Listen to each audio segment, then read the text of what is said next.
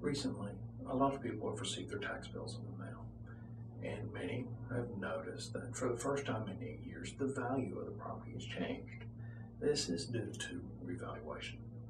Revaluation is when the county comes across the board, across the entire county, and tries to determine a probable selling price for the property, whatever that market value is, in between, that price in between a willing buyer and a willing seller, neither of which are under pressure. They're not under a requirement to move. They're not under a foreclosure notice.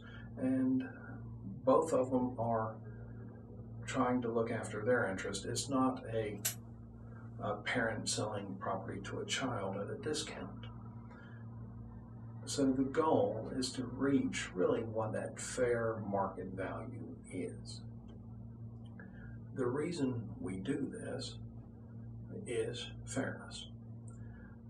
Since the next step is levying a property tax, if we measure all the properties on a date using the same methods, we can allocate the burden of taxes that support local government as fairly as possible among all the taxpayers. Revaluation is really the tool that we can do the best at trying to be as fair as possible. The goal in revaluation is not to try to increase property tax revenues.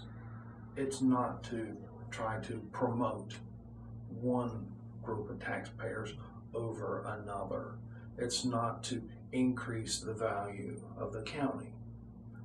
It's to take a common measurement of all the property so that the burden of local government, the tax burden that's necessary, can be spread out as evenly and as fairly as possible so that no one taxpayer is